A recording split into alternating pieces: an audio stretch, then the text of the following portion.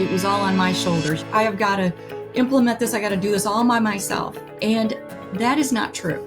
It's like building a safety culture. It's not just one person. There's somebody leading it, but it's on everyone's responsibility to build the safety culture. And it's the same thing with Lean.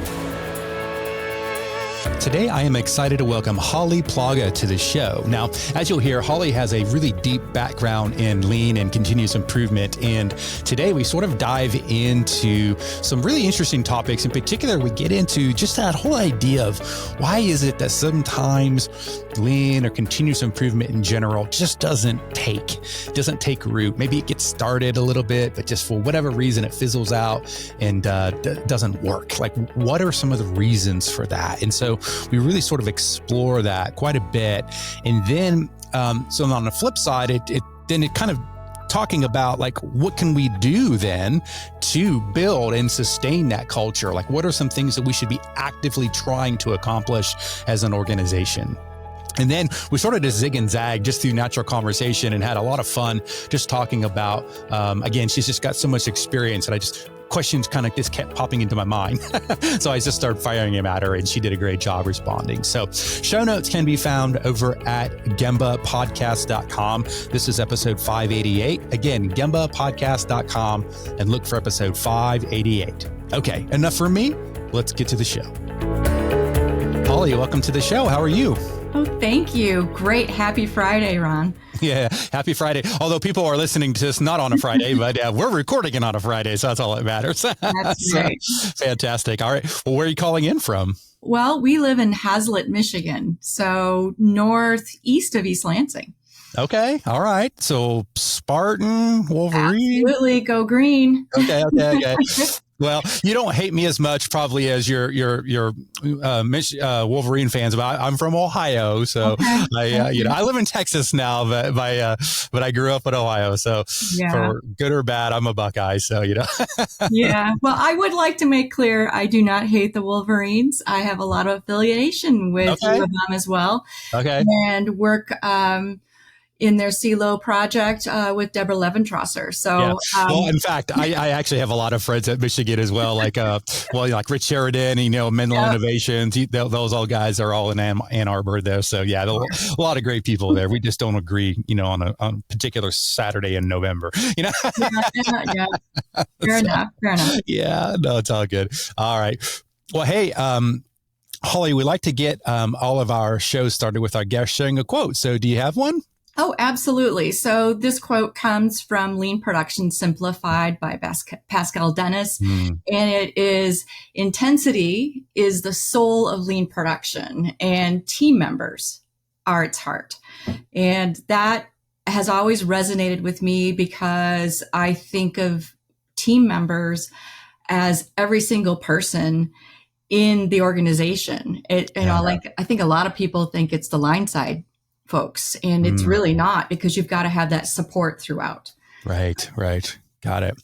Good stuff. All right. Well, hey, Holly, tell us a little bit about yourself. Tell us about your background and maybe how you got involved in this continuous improvement stuff, and then what you're up to these days. Yeah. So I, right now, for the last 3.5 years, have overseen operational excellence at Orchid Orthopedic Solutions, which is a med device company headquartered right here in the Lansing area.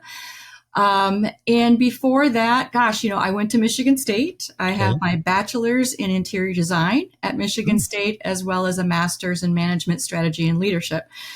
And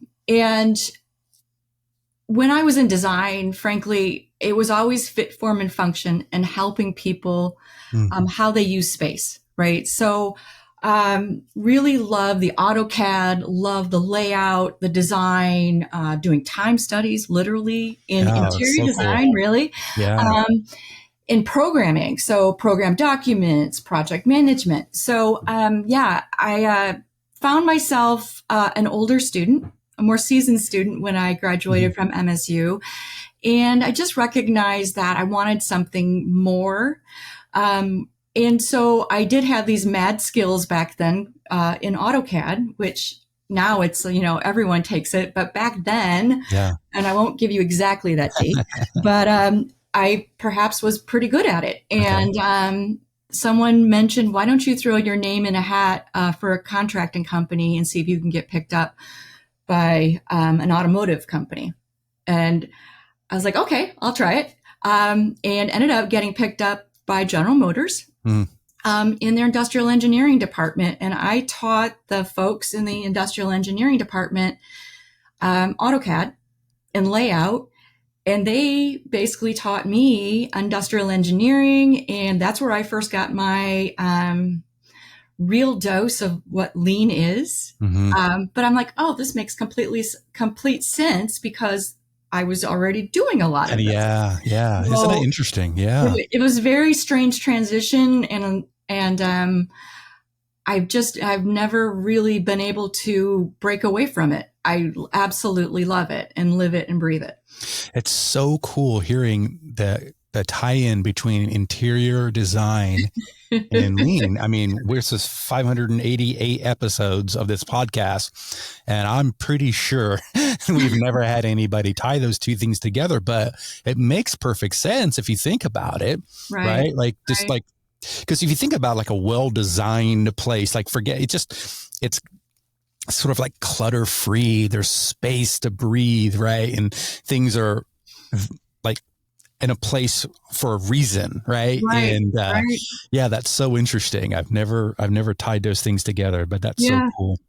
Yeah. So after General Motors, what I did was I met a lot of awesome people, right? And just had some fantastic opportunities to work all over the country.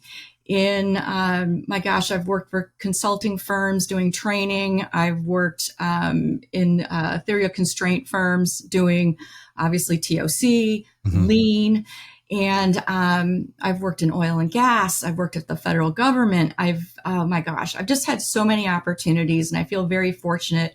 And it's all been through my network and being able to learn and grow every time I'm at a site working with people. Yeah. And so this is my first medical device company, and I'm just having so much fun learning about what med device manufacturing looks like. Yeah.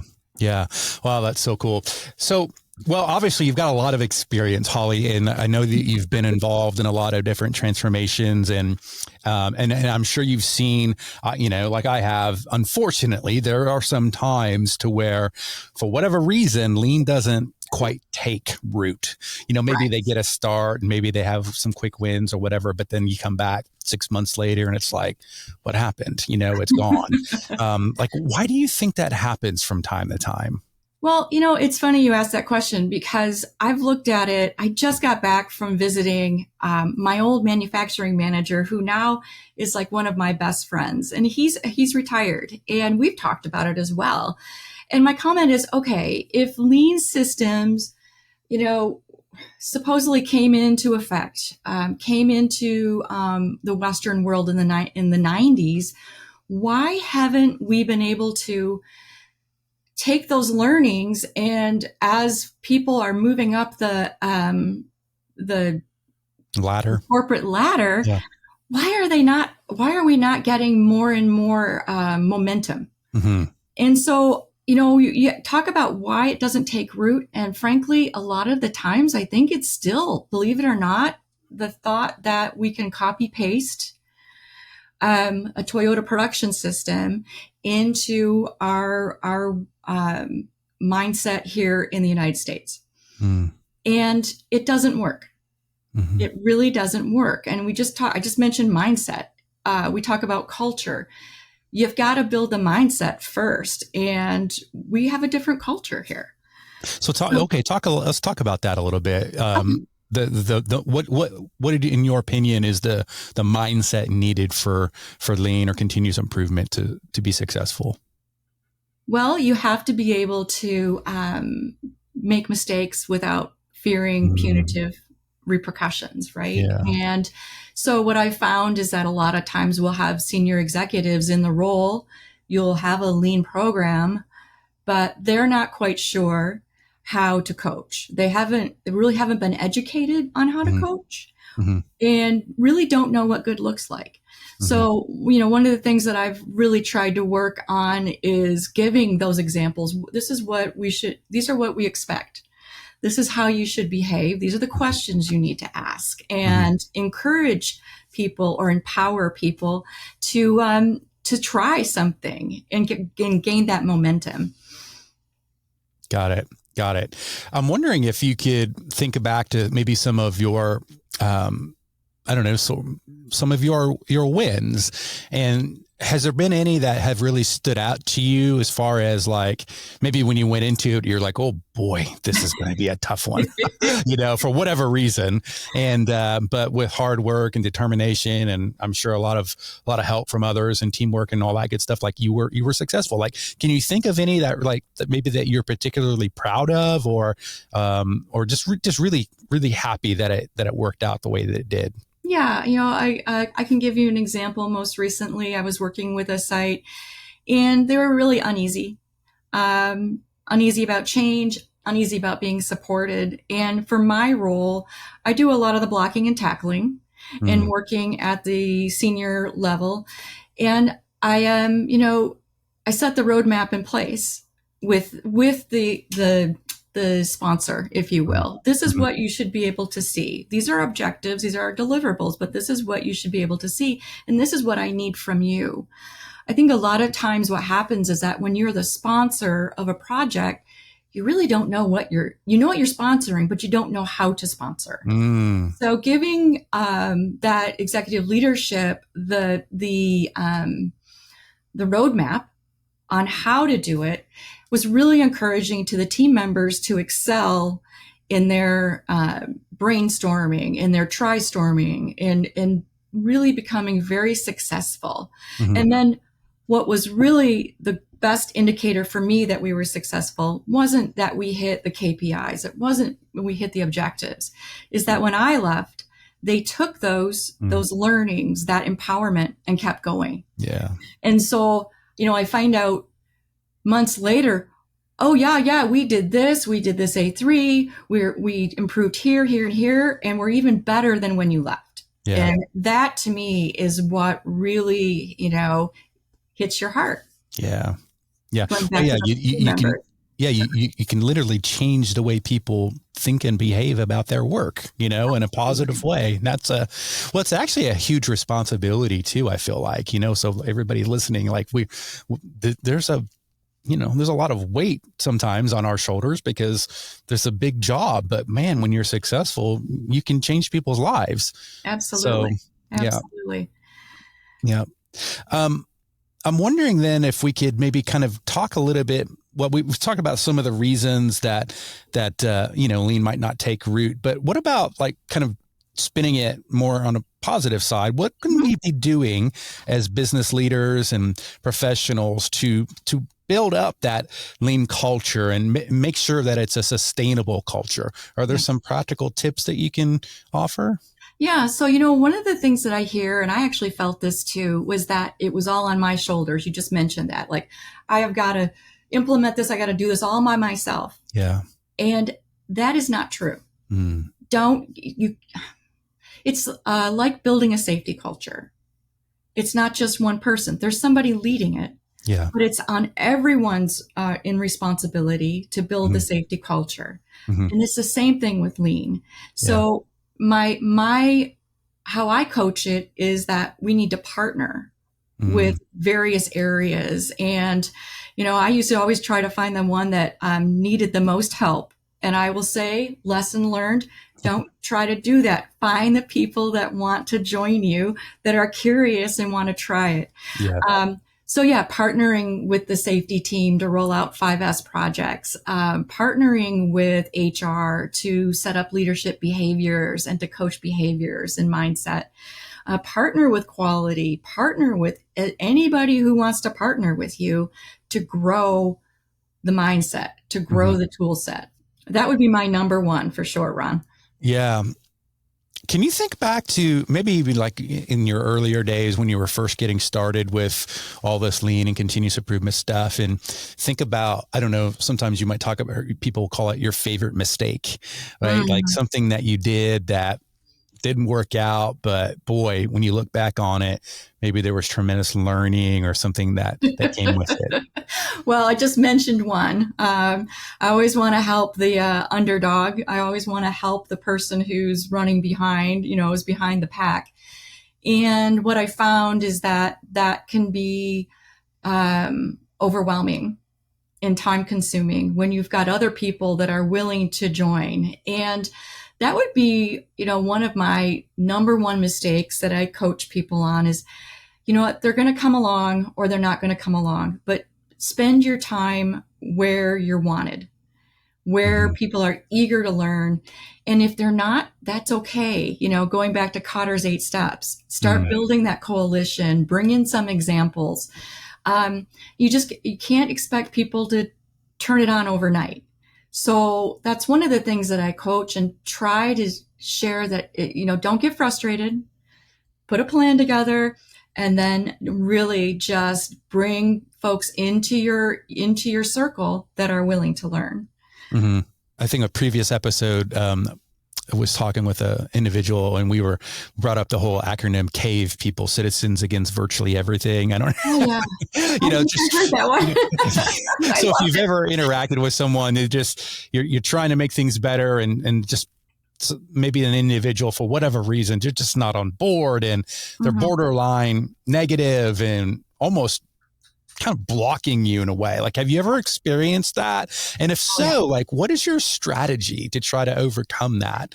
Assuming that you can't literally just move that person out of that role, like they're there, like, right. Have you ever experienced that? Oh, yeah, a lot. My gosh. Yes. And so what do you do? Well, one, you listen. Yeah. Why? There's always a reason why they're against it. We talked about, ghosts of lean past. Although it started in 93, there's still a lot of, became systems thinking in 93 or the 90s. Still, people either have never heard of it or they've heard of it, they've dealt with it, and it didn't work. So they've got these ghosts of lean past. So what I like to do is literally just, use my 2 ears and close my one mouth and listen and try to understand. And it's not, you could, trying to convince them otherwise, but now I know where they're coming from. And then as we go through the event, as we go through maybe trying to optimize something, I can relate to them better. And I'm not expecting a grand slam. And that's what I have to explain. You're not going to have a cheerleader all of a sudden. It's going to be baby steps, but, helping them move the needle just a wee bit is better than where they were, a day ago. So, that's where I'm at with it. Again, not everybody thinks and feels the same way you and I do. So what is it and how can we help them? Yeah. Yeah. I my style has always been in a very similar way. Like just I don't want to ignore them, but don't poke at them and but just bring them naturally along. And I've shared this before on the podcast, but I remember a specific event where the individual came up to me at the end of the event, and they literally had tears in their eyes and said that, hey, no one has ever listened to me the way that, this team, and it was like a Kaizen event or something, the way that this team listened to me, and it's like deeply moved that person, but they were super negative. I remember, early on, and it was kind of like, well, yeah, no, people don't want to listen to you because you're negative, but just sort of cooperated with it. And boy, it turned out in a really lovely result at the end, know? And so, well, it's funny. And I think I keep the best relationships with those who were able to move and understand and move towards using the tools and being heard. And, during presentations also, I asked them, hey, you seem to have really bought in. Would you mind saying a couple of things, or can I quote you on a couple of things? And then also, and it's sincere. But I want them to feel special because they Yeah. are special, and they felt comfortable enough sharing with me why they don't believe in it or Yeah. why they're struggling. And that's really important. Well, and I feel like there's actually a sense of authenticity there Mm-hmm. versus someone who doesn't really buy in, but they're just kind of playing along, like, let's just get through this, like that's worse to me than someone who's actively sort of like, I'm not bought in and I don't pretend to be, right? And so Absolutely. yeah. Absolutely. One of my former companies, we use stakeholder analysis. Hmm. And, at first I think, oh, this is just an exercise in administrative workout. And what I found was that I love using that tool now because you do get a cast of characters, if you will, and you've got to understand where everybody's coming from. And through the stakeholder analysis, you watch yourself and do the plan, do, check, act methodology, and try to move everybody into the better each day, incrementally better. Yeah. Fantastic. Oh, well, this has been a lot of fun, Holly. I appreciate you coming on. Maybe to wrap things up, I don't know if you have any sort of like final words of wisdom or final thoughts that you want to share with folks, and then tell us how people can connect with you. Okay. Well, of course, I'm on LinkedIn at Holly Plaga, and spell Plaga just in case. Plaga, yeah, Plaga, okay. And that's the best way to contact me. Okay. But I guess the one thing that it's another quote that I don't know who said it, but it's something that I have experienced, and what I keep thinking about is how do we move the needle? How do we get lean more embedded in companies and that mindset? And it's employees take on the behaviors of their leadership. So if you have a leader who is, gung-ho and really wants to try things and is empowering their team, is showing resiliency and curiosity and really encouraging team members to try new things, that the team members will see that, right? Mm-hmm. The employees will see that and say, well, wow, I might be a cave person. Maybe I need to try this, and it'll be okay if I'm not perfect. I will be okay if I only succeed 20%, but right. I can see it. I can see this leader is definitely walking the talk. Yeah. Good stuff. Love it. Absolutely. All right. Well, thanks again for coming on. This was a lot of fun, Holly. Thanks, Ron. I greatly appreciate it. All right. Take care. Bye now. Thanks for listening.